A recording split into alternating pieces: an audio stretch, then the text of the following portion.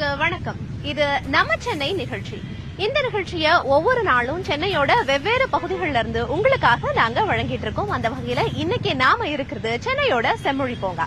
என்னடா 2 நாளா ஆளை காணுமே அப்படின்னு நீங்க யோசிக்கிறதுக்கான வாய்ப்பு இருக்கு. சாட்டர்டே சண்டே தான் நம்ம ஷோ இல்ல. சோ 2 நாள் லீவ் முடிஞ்சு ஃப்ரெஷ்ஷா திரும்பவும் சென்னையை பத்தி உங்களுக்கு சொல்றதுக்காக வந்துட்டோம். சென்னை வாசிகளை குஷிப்படுத்துற மாதிரியான ஒரு ஸ்பெஷலான வீடியோ ரெடி பண்ணி வச்சிருக்கோம். அந்த வீடியோவை ஃபர்ஸ்ட் நம்ம பாத்துடலாம். சென்னை பட்டணம் இல்ல மெட்ராஸ் இல்ல சென்னை.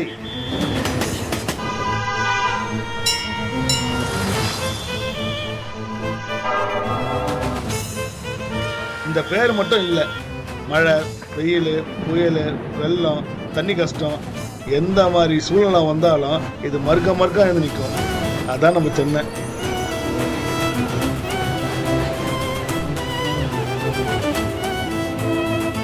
இங்கே பஞ்சாபோட வந்தவங்கள அரசியல்வாதி, சினிமாக்காரன், ஆட்டோக்காரன், பிஸ்னஸ் மேனு, ஐடி எம்ப்ளாயின்னு வசத்தம். ஆமாங்க, வந்தவனை எல்லாம் வாழ வைக்கும். அதான் நம்ம சென்னை. இங்கே சினிமா பிடிச்சவனுக்கு கோடம்பாக்கம், ஃப்ளைட்டு பிடிக்கணுமா மீனம்பாக்கம். இங்கே அப்பார்ட்மெண்ட்டுக்கு ஈசிஆர், ஆஃபீஸுக்கு ஓஎம்ஆர், ஷாப்பிங்க்கு டி நகர், வீக்கெண்டுக்கு அண்ணா நகர், பீச்சுக்கு பெசர் நகர். ஜாதி, மதம், நிறம் இது எதுவுமே இல்லாம வீசுற ஒரே மண் வாசனை நம்ம சென்னை.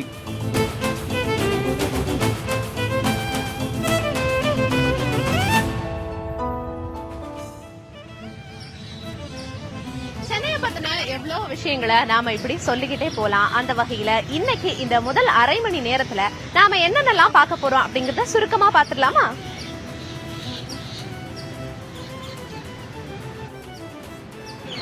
காலங்காலமா நீடிக்கிற பள்ளிக்கரணை பிரச்சனை, மந்தமா நடக்குதா பால விரிவாக்க பணி,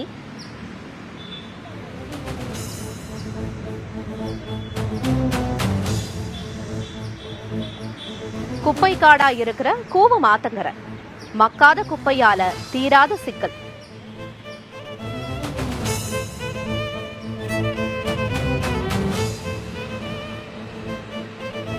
மெட்ரோ பணிக்காக இன்னொரு இடத்துல போக்குவரத்து மாற்றம், கதரும் வாகன ஓட்டிகள்.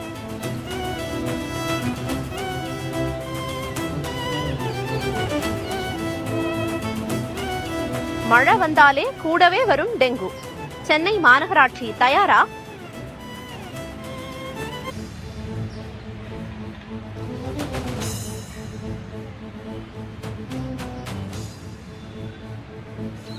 சரி, இப்ப நம்ம விஷயத்துக்கு வரும். சென்னையில என்னென்னலாம் இருக்கு, மக்களுக்கு என்னென்ன பிரச்சனைகள் எல்லாம் இருக்கு அப்படிங்கறது தான் நம்ம முதல்ல விரிவா பார்க்க போறோம். அந்த வகையில முதல்ல நம்ம பார்க்க போறது சாமானியரின் குரல் பகுதி.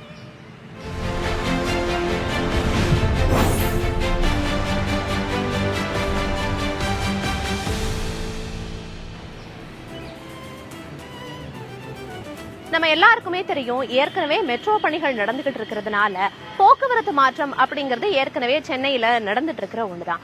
ஆனா இப்ப முக்கியமான ஒரு இடத்துல கூட போக்குவரத்து மாற்றம் அப்படின்னு செய்யப்பட்டிருக்கு. எந்த இடம் தானே கேக்குறீங்க? இப்ப நம்ம தெரிஞ்சுக்கலாம்.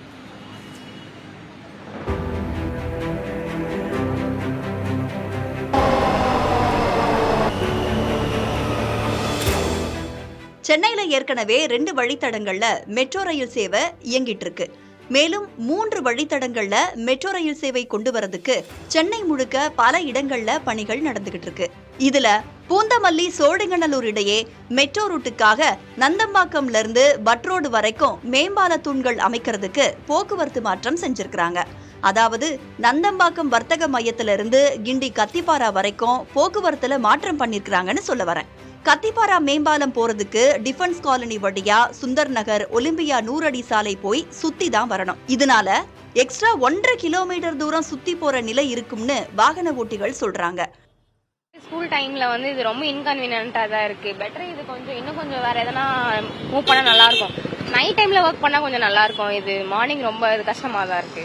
கான்ட்ராக்டர் டீம் அங்கங்க நிக்கிறாங்க. ஸோ அவங்க வழி கட்டிட்டு தான் இருக்காங்க. ஸோ ஒரு பிரச்சனை இல்லை. பட் டிராஃபிக் தான் கொஞ்சம் அதிகமா இருக்கு. வேற ஒன்றும் போறது கொஞ்சம் டிலே ஆகுது.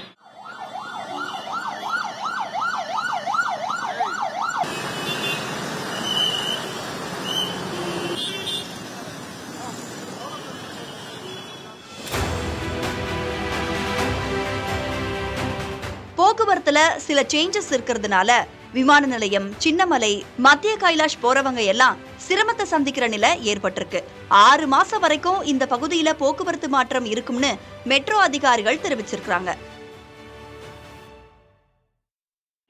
1.5 கிலோமீட்டருக்கு போக்குவரத்து மாற்றம் செய்யப்பட்டிருக்கக்கூடிய இடத்தில் அறிவிப்பு பலகையிலும் கூடுதலான போக்குவரத்து காவலர்களும் இருக்க வேண்டியது அவசியமாக இருக்கிறது. புதிய தலைமுறைக்காக ஒளிப்பதிவாளர் மதுவுடன் செய்தியாளர் ராஜ்குமார். பள்ளிக்கரணை சதுப்பு நிலத்திலிருந்து வெளியாகிற தண்ணீர் கடலுக்கு போறதுக்காக ஒக்கியமவிடு அப்படிங்கிற பாலத்தை விரிவுபடுத்துற பணி அப்படிங்கிறது திட்டம் போட்டாங்க. சரி, பருவமழை இன்னும் கொஞ்ச காலத்துல தொடங்க இருக்குது இல்லையா? அதுக்கு முன்னாடியே அந்த பணிகளை முடிச்சிருக்கணும். ஆனா இப்ப முடிக்க முடியாத ஒரு நிலை ஏற்பட்டிருக்கு. இது தொடர்பான விவரங்களை வழங்குவதற்காக நமது செய்தியாளர் பாலவெற்றிவேல் களத்திலிருந்து நம்மோடு இணைந்திருக்கிறார். பாலவெற்றிவேல், ஏற்கனவே இந்த பாலத்தை விரிவுபடுத்துறதுக்கான திட்டம் அப்படிங்கிறது போடப்பட்டுச்சு. ஆனாலும் கூட பருவமழைக்கு முன்னாடியே எதனால இந்த பணிகளை முடிக்க முடியாம போச்சு? இனி பணிகள் முடுக்கிவிடப்படுறதுக்கான வாய்ப்பு ஏதேனும் இருக்கா?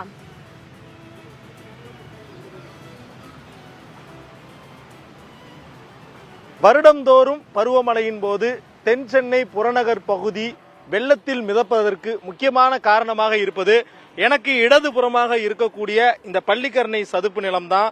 ராம்சார் அங்கீகாரம் பெற்றிருக்கிற இந்த பள்ளிக்கரணை சதுப்பு நிலத்திற்கு சென்னை நகரத்தில் இருந்து 64 ஏரிகள்ல இருந்து மொத்தமாக தண்ணீர் வருகிறது. இந்த வரக்கூடிய மழை நீரை வங்காள விரிகுடாவிற்கு வெளியேற்றுவதற்கான ஒரு முக்கியமான ஒரு மடுகுதான் ஒக்கியம் மடுகு. ஒளிப்பதிவாளர் சந்துருவினுடைய காட்சிகளை பார்க்க முடியுது. இதனுடைய மொத்த நீளம் 80 மீட்டர் அளவிற்கு இருக்கிறது. OMR சாலையின் குறுக்கே அமைஞ்சிருக்கிற இந்த ஒக்கியம் மடுகு போன ஆண்டு பார்த்தீர்கள் என்றால் இந்த காட்சிகளிலே பார்க்கக்கூடிய இந்த ஆகாய தாமரைகளால் நிரம்பி இருந்தது. இதன் காரணமாக குடியிருப்பு பகுதிகள், குறிப்பாக சோழிங்கநல்லூர், துறைப்பாக்கம், வேளச்சேரி, பள்ளிக்கரணை உள்ளிட்ட பகுதிகளில், குடியிருப்பு பகுதிகளில் மழைநீர் அதிக அளவில் வடியாததற்கு ஒரு காரணமாக இங்கிருக்கிற ஆகாய தாமரையும் ஒக்கியம் மடுவு நம்ம காட்சிகளை பார்க்க முடிகிறது. எவ்வளவு குறுகி இருக்கிறது. இதற்குள்ளாக தென் சென்னை புறநகர் பகுதிகளில் மழைநீர் வெளியேற்றுவது எவ்வளவு சவால் நிறைந்த ஒரு பணியாக இருக்கும் என பார்த்துக் கொள்ளுங்கள். இந்நிலையில்தான் ஒக்கியம் மடுவை அகலப்படுத்துவதற்கு தற்போது சென்னை மெட்ரோ ரயில் நிர்வாகத்தோடு நீர்வளத்துறையும் இணைந்து 200 மீட்டருக்கு அகலப்படுத்த திட்டமிட்டிருக்கிறார்கள். ஆனால் அது இந்த வருடத்தில் முடியாது என கூறப்படுகிறது. இது குறித்து நாம் நேரடியாக நம்மிடம் பேசுவதற்காக பள்ளிக்கரணை சதுப்பு நில பாதுகாப்பின் ஒருங்கிணைப்பாளர் குமார் ராஜா இருக்கிறார். அவரோடு பேசலாம். சார் வணக்கம் சார். சார், இப்ப இந்த ஒக்கியம் மடுவை பொறுத்தவரையும் எவ்வளவு முக்கியத்துவம் வாய்ந்தது தென் சென்னை புறநகர் பகுதிக்கு? ஒக்கியம் மதுவை பொறுத்தவரை பள்ளிக்கரணை சதுப்பு நிலம் எவ்வளவு முக்கியமோ அந்த அளவுக்கு ஒக்கியம் மதுகு முக்கியம். ஏன்னா ஒக்கியம் மதுகுல வேளச்சேரி, தரமணி, அதே மாதிரி கீழ்கட்டளை, பல்லாவரம் பகுதியிலிருந்து தண்ணி ஒரு பக்கம் வந்தாலும், இதே போல நீங்க பாத்தீங்கன்னாக்கா பொன்மார், மதுரப்பாக்கம், அதே போல நாவலூர், தாழம்பூர், செம்பஞ்சேரி போன்ற எல்லா தண்ணிகளும் இந்த ஒக்கியம் மதுக்கு இங்கிருந்து தான் கடலுக்கு செல்கிறது. ஸோ இந்த ஒக்கியம் மதுக்கு பாத்தீங்கன்னா இன்னும் பழைய நிலைமையில தான் இருக்கு. விரிவுபடுத்த கரையை விரிவுபடுத்துறாங்க, என்ன பண்றாங்க. ஆனா அந்த பிரிட்ஜ் இன்னமும் அந்த ஓல்டு பிரிட்ஜ் தான், பழைய பிரிட்ஜ் தான். அந்த பிரிட்ஜில் அந்த 3 கண்ணு தான். அந்த 3 கண் வழியா தான் இந்த தண்ணி போயாகணும். திரும்பவும் கடந்த காலத்துல நாம எப்படி 2023ல வெள்ளத்தில் அவஸ்தைப்பட்டோமோ அதே அவஸ்தை இந்த தடவை இருக்கும். நிறைய மூடுகால்வாய் திட்டங்கள்லாம் நடந்துட்டு இருக்கு. அந்த மூடுகால்வாய் திட்டங்களும் முழுமை பெறல. அதெல்லாம் ஓரளவுக்கு முழுமை பெற்றிருந்தாலும் தப்பிக்கிறதுக்கு வாய்ப்பு இருக்கு.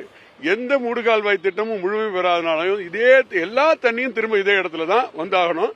நீங்க என்ன கரையை அகலப்படுத்தினாலும் இந்த 3 கண்கள் இந்த பிரிட்ஜோட 3 கண்கள். இந்த பிரிட்ஜ் போட்டது கிட்டத்தட்ட 30-40 வருஷத்துக்கு முன்னாடி போட்ட பிரிட்ஜ். அந்த பிரிட்ஜ் அப்படியே தான் இருக்கு. அந்த பிரிட்ஜுக்கு கீழே தான் தண்ணி போயாகணும். ஸோ அதுல எந்த மாற்றமும் இல்லை. இது இல்லாம நம்ம மெட்ரோ செய்த ஏகப்பட்ட மண் திட்டு ரோடே போட்டு வச்சிருக்காங்க. அதெல்லாம் என்னைக்கு எடுக்க போறாங்கன்னு தெரியல. உங்களுடைய கலந்துரையாடலுக்கு மிக்க நன்றி சார்.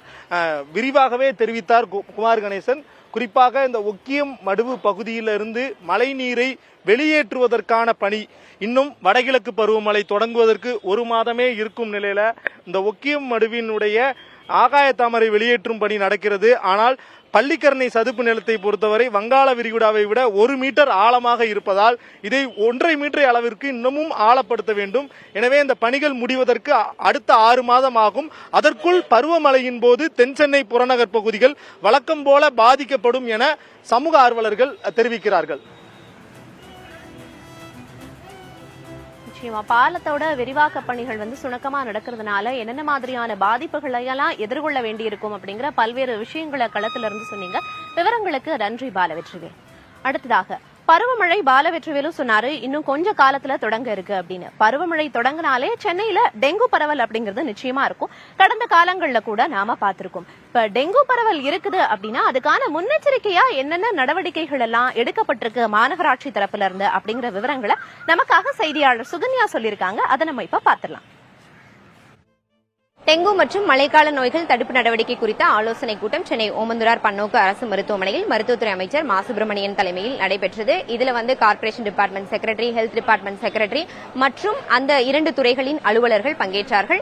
அரசு சென்னையில் இருக்கக்கூடிய முக்கியமான அரசு மருத்துவக் கல்லூரி மருத்துவமனைகளின் முதல்வர்கள், சென்னை அரசு ராஜீவ்காந்தி பொது மருத்துவமனையின் முதல்வர் டேரணிராஜன், ஸ்டான்லி மருத்துவக் கல்லூரி மருத்துவமனையின் முதல்வர் பாலாஜி உள்ளிட்ட பலரும் பங்கேற்றார்கள்.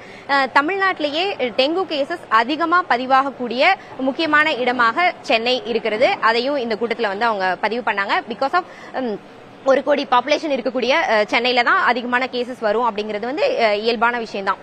ஆனா கடந்த ஆண்டுல பார்த்தோம் அப்படின்னா 2023ல கிட்டத்தட்ட 12 மாதங்கள்ல வெறும் 600 பேருக்கு தான் டெங்கு கேசஸ் பதிவானது. ஆனா இந்த வருஷத்துல பார்க்கும் பொழுது வெறும் 8 மாதங்கள்ல, அதாவது கடந்த மாதம் வரையிலான இந்த 8 மாதங்கள்ல மட்டுமே 1600 பேருக்கு, அதாவது 1000 கேசஸ் அதிகமா பரவிட்டு இருக்கு. இந்த ஆண்டு டெங்கு இல்லாத ஒரு இடமாக சென்னை இருக்க வேண்டும். கடந்த வரக்கூடிய 4 மாதங்கள் ரொம்ப கிரிட்டிக்கலான பீரியட். மழை காலம் தொடங்கிருச்சு அப்படின்னா சென்னையில சாதாரணமாவே எல்லா இடங்களையும் தண்ணி தேங்கும். அப்படி இருக்கும்போது இப்பவே டெங்கு தடுப்பு நடவடிக்கைகளை தீவிரமாக மேற்கொள்ள வேண்டும் அப்படின்னு சொல்லியிருக்காங்க. இதை தவிர சென்னையில நிறைய விழிப்புணர்வு நிகழ்ச்சிகளை கண்டக்ட் பண்ணணும். இந்த மாதிரி தூய்மையான தண்ணீர்ல தான் டெங்கு கொசு உற்பத்தி ஆகிறதுக்கான வாய்ப்பு இருக்கு. அப்படிங்கிறதுனால பொதுமக்கள் எப்போதுமே அவேரா இருக்கணும். ஒரு இடம் பாதிப்பா இருக்கு, அதாவது நல்ல தண்ணி தேங்கி நிக்குது அப்படின்னா இமீடியட்டா அவங்க கார்பரேஷன்ஸ்க்கு சொல்லி அந்த தண்ணீரை கிளியர் பண்றதுக்கான வேலைகளை பார்க்கணும். அப்படிங்கிற அவேர்னஸ் எல்லாம் பொதுமக்களுக்கு அதிகமா கொடுக்க வேண்டியது இருக்கு அப்படிங்கிற விஷயத்த சொல்லியிருக்காங்க. பொதுமக்களுக்கு விழிப்புணர்வு, வீடு வீடாக சென்று நல்ல தண்ணி தேங்கி இருக்கா அப்படிங்கிற ஆய்வை மேற்கொள்ளணும் அப்படிங்கறத ரொம்ப ஸ்ட்ரிக்டா சொல்லியிருக்காங்க. இது மட்டுமல்லாமல் சென்னைக்குட்பட்ட அனைத்து பகுதிகளிலுமே இந்த டெங்கு கொசுவை ஒழிப்பதற்கான கொசு மருந்து அடிக்கும் வேலைகளை துரிதப்படுத்த வேண்டும் என்று வலியுறுத்தியிருக்கிறார்கள். இதன் மூலம் இந்த ஆண்டில் வரும் 4 மாதங்களில் டெங்கு கேசஸ் அதிகரிக்காத வண்ணம் தடுப்பதற்கும் டெங்கு மரணங்கள் ஏற்படாமல் தடுப்பதற்கும் வழி செய்ய வேண்டும் என்று உத்தரவு பிறப்பித்திருக்கிறார்கள். புதிய தலைமுறைக்காக ஒளிப்பதிவாளர் இர்ஃபானுடன் சுகன்யா. பொதுவாவே மக்கள் மத்தியில ஒரு கருத்து இருக்கு. அதாவது ட்ரெயின் டிராவல் அப்படின்னாலே ரொம்ப பாதுகாப்பானது அப்படிங்கறது தான் அந்த கருத்து. ஆனா அதுக்கு மாறா ஒரு நாளைக்கு சென்னை ரயில்வே கோட்டத்துல சுமார் 3 பேர் உயிரிழக்கிறதா அதிர்ச்சியான ஒரு தகவல் வெளியாகி இருக்கு. அதோட புள்ளி விவரம் என்ன, இதை தடுக்கிறதுக்கு என்ன தீர்வு அப்படிங்கறத இப்ப நம்ம தெரிஞ்சுக்கலாம்.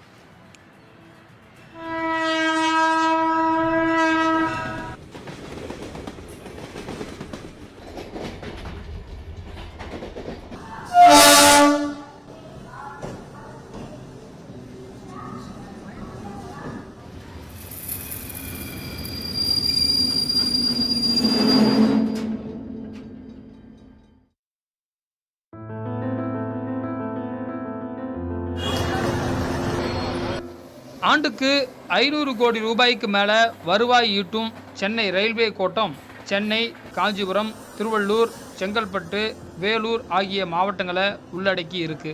சென்னை ரயில்வே கோட்டத்திற்குட்பட்ட வழித்தடத்தில் தினமும் 170 பேசஞ்சர் ட்ரெயின்கள், 587 லோக்கல் ட்ரெயின்கள், அப்புறம் 300 எக்ஸ்பிரஸ் ட்ரெயின்கள் ஓடுது.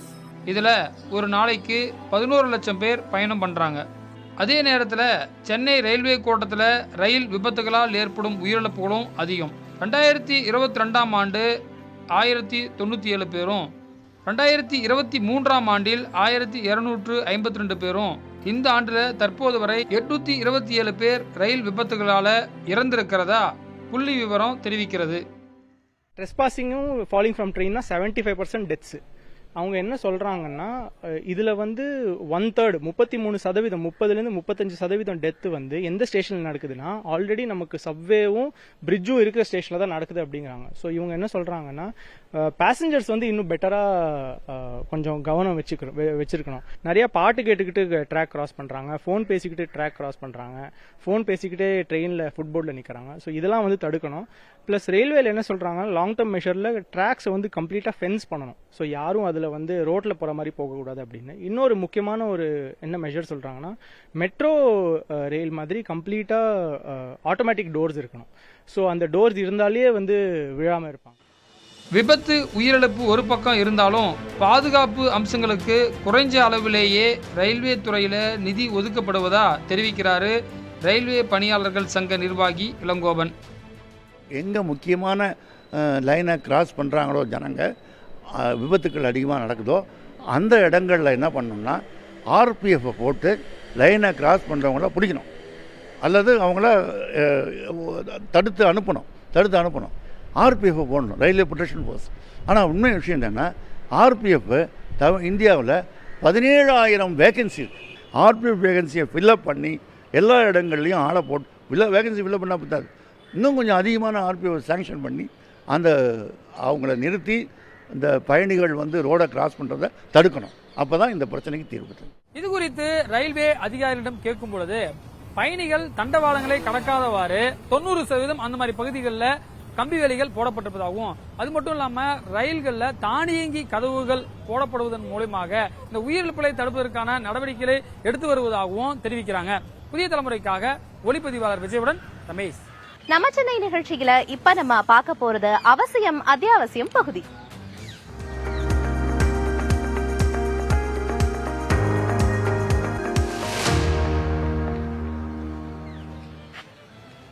சூழலியல் பாதுகாப்புக்காக அரசு தொடர்ந்து பல்வேறு திட்டங்களை அறிவிச்சிட்டு வர்றாங்க. அந்த வகையில முக்கியமா 2015 ஒரு திட்டத்தை அறிவிச்சாங்க.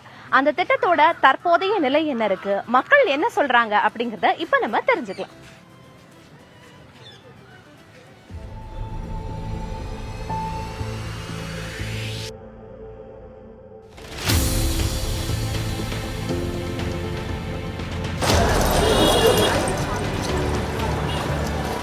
சென்னை மாநகராட்சி மக்களுக்கு பல்வேறு திட்டங்களை செயல்படுத்தி வருகிறது. அதில் ஒரு முக்கியமான திட்டம் என்று சொன்னால் இந்த டாய்லெட்டு அந்த திட்டத்தை செயல்படுத்தி வருகிறது. 2015ஆம் ஆண்டிலிருந்து தொடர்ந்து செயல்படுத்தி வருகிறது.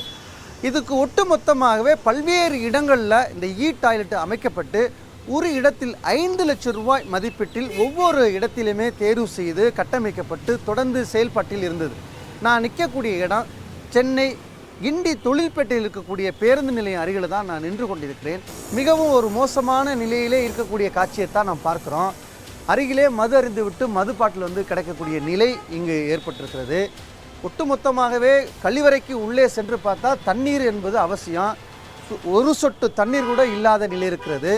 உள்ளே நாம் பார்த்தாலும் மிகவும் ஒரு மோசமான நிலையில் தான் உள்ளே இருக்கிறது. உள்ளே செல்ல முடியாது. அப்படிப்பட்ட ஒரு அவல நிலை தான் இந்த டாய்லெட் வந்து செயல்பாட்டில் இருக்கக்கூடிய நிலை இருக்கிறது.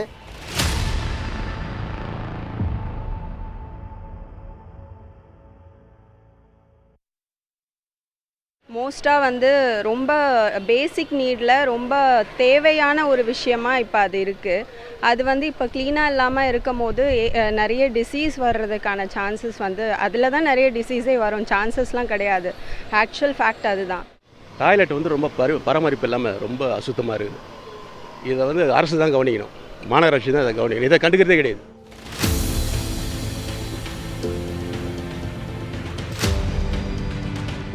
காட்சியிலேயே பார்த்துருப்போம் எவ்வளோ மோசமான நிலையிலே இருக்குன்று மக்களும் குறிப்பிட்டு சொல்கிறாங்க. இதை வந்து சரி பண்ணணும் அப்படின்னா சென்னை மாநகராட்சி இதற்கான என்ன ஏற்பாடுகளை வந்து செஞ்சுருக்கா என்று அவங்ககிட்டே நம்ம கேட்கலாம். டாய்லெட் என்பது பல புகார்கள் வந்து கொண்டிருக்கின்ற காரணத்தினால் புதியதாக டிசைன் செய்து மாடல் அமைக்கும். இப்போ நீங்கள் நிறைய இடங்கள் சென்னை மாநகரம் ஒப்பனை அறை என்பது இந்த பிங்க் கலர் கலரில் இப்போது புதியதாக ஒப்பனை அறைகள் எல்லா இடங்களும் கட்டியிருக்கின்றோம். ஒப்பனை அறைகள், இந்த ஒப்பனை அறையை வந்து பராமரிப்பதற்கென்ற பராமரிப்பாளர் அங்கே அந்த இடத்துலயே இருப்பார். அதற்கு தனியாக மகளிருக்கென்றும் ஆண்களுக்கென்றும் தனித்தனியாக அந்த ஒப்பனை அறையிலேயே அதை கட்டியிருப்பார்கள். இந்த ஒப்பனை அறை இப்போ நல்ல மிகுந்த வரவேற்பை பெற்றிருக்கின்றது. டாய்லெட் திட்டம் இனிமே சென்னை மாநகராட்சியால் செயல்படுத்தப்படாது என்றும் மாற்றாக ஒப்பனை அறை கட்டிட்டு வருவதாக சென்னை மாநகராட்சியுடைய துணை மேயர் விளக்கம் அளிச்சிருக்காங்க. மக்கள் அதிகம் கூடக்கூடிய இடங்களில் கூடுதலாக ஒப்பனை அறை கட்ட வேண்டும் என்று மக்கள் கோரிக்கையை விடுத்திருக்காங்க. சென்னை மாநகராட்சி ஒரு திட்டத்தை செயல்படுத்தும் போது அதை பராமரிப்பதற்கான திட்டங்களை தீட்டி செயல்படுத்த வேண்டும் என்பது இந்த டாய்லெட் திட்டத்தின் மூலமாக நமக்கு தெரிய வருகிறது. பயன்படுத்தக்கூடிய ஒவ்வொரு தனி மனிதன் வீட்டில் எப்படி சுத்தமாக அந்த கழிவறையை வைத்துக் கொள்கிறார்களோ அதே போன்று பொது இடத்தில் இருக்கக்கூடிய கழிவறையும் சுத்தமாக வைத்துக்கொள்ள வேண்டும் என்பதே எல்லோருடைய எதிர்பார்ப்பாகவும் இருக்கிறது. சென்னை புதுப்பேட்டையோட கூவமாத்து பகுதியில பழைய வாகனங்களோட கழிவுகள் அப்படிங்கிறது கொட்டப்பட்டு வருது. ஏற்கனவே கரையோர பகுதியில இருந்த குடிசைகள் எல்லாம் அகற்றி சீரமைப்பு பணிகள்ல மாநகராட்சி ஈடுபட்டு வராங்க. அந்த வகையில இப்ப புதுசா இந்த பழைய வாகனங்களோட கழிவுகள் கொட்டப்படுறதுனால அந்த இடமே சீரழிகிற ஒரு நோக்கத்துல தான் இருக்கு. சரி, அந்த விவரங்களை வழங்குறதுக்காக நம்மளோட செய்தியாளர் விக்னேஷ் முத்து நேரலையில இணைஞ்சிருக்காரு. விக்னேஷ் முத்து, அந்த இடத்தோட தற்போதைய நிலை என்னவா இருக்கு? இந்த வாகன கழிவுகளை கொட்டுறதை தடுக்கிறதுக்கு ஏதேனும் நடவடிக்கை எடுக்கப்பட்டிருக்கா?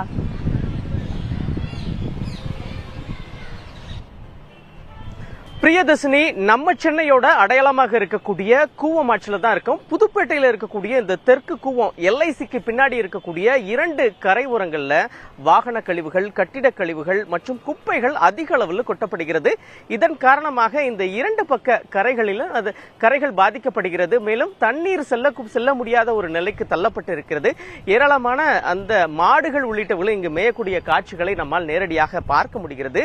இதன் காரணமாக ஏற்கனவே இந்த 2 கரை ஓரங்கள்ல தடுப்பு சுவர் கிட்டத்தட்ட 200 மீட்டர் அளவுக்கு கட்டப்பட்டிருந்தாலும் சிலர் வேண்டுமென்றே இங்கு இருக்கக்கூடிய அந்த கழிவுகளை நேரடியாக கொட்டிட்டு போறாங்க.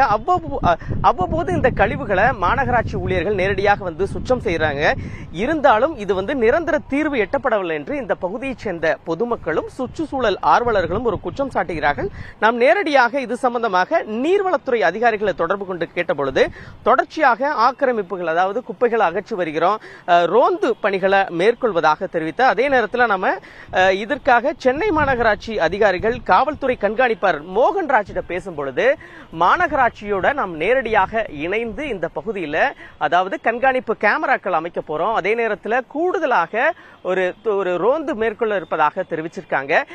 ஏற்கனவே அக்டோபர் மாதத்தில் வடகிழக்கு பருவமழை சென்னையில தீவிரமாக பெய்யக்கூடிய நிலையில கூவமாற்றின் கரையோரம், அதே மாதிரி ஆற்றுக்கு உள்ள கட்டிட கழிவுகள், அது இது போன்ற வாகன கழிவுகள் கொட்டப்படுவதால தண்ணீர் செல்ல முடியாத ஒரு நிலைக்கு தள்ளப்பட்டிருக்கிறது. மாநகராட்சியும் தமிழக அரசும் இந்த விவகாரத்தில் கூடுதல் கவனம் செலுத்தி உடனடியாக அந்த கழிவுகளை அப்புறப்படுத்தணும், அதே நேரத்தில் கண்காணிப்பை தீவிரப்படுத்தினால்தான் இதற்கான ஒரு நிரந்தர தீர்வு கட்டும். மழைக்கு முன்னதாக இந்த பணிகளை துரிதமாக செய்ய வேண்டும் என்ற ஒரு கோரிக்கையை தற்பொழுது தெரிவிச்சிருக்காங்க. பிரியதர்ஷினி, நிச்சயமா பல்வேறு விவரங்களை களத்துல இருந்து சொன்னீங்க. விவரங்களுக்கு நன்றி விக்னேஷ் முத்து. குறிப்பா நம்ம இப்ப நிகழ்ச்சியோட நிறைவு பகுதிக்கு வந்துட்டோம். முன்னதா அம்பத்தூர், போரூர், ஆரேபுரம் இந்த 3 பகுதிகளிலையும் நாளைக்கு பவர் கட் இருக்கு. சோ உங்களுக்கு ஏதாவது விஷயங்கள் இருந்தது அப்படின்னா முன்னாடியே பிளான் பண்ணிக்கிறது நல்லது. இன்னைக்கு நம்ம நிகழ்ச்சியில நிறைய சுவாரஸ்யமான விஷயங்களை பத்தியும் நேரலையாவும் பார்த்தோம், அதே மாதிரி சிறப்பு தொகுப்பாவும் நம்ம பார்த்தோம். தொடர்ந்து நாளைக்கும் இந்த நிகழ்ச்சியில நம்ம மீண்டும் சந்திக்கலாம். அண்டில் தென் உங்களிடமிருந்து விடைபெறுவது நான் பிரியதர்ஷினி. டாடா.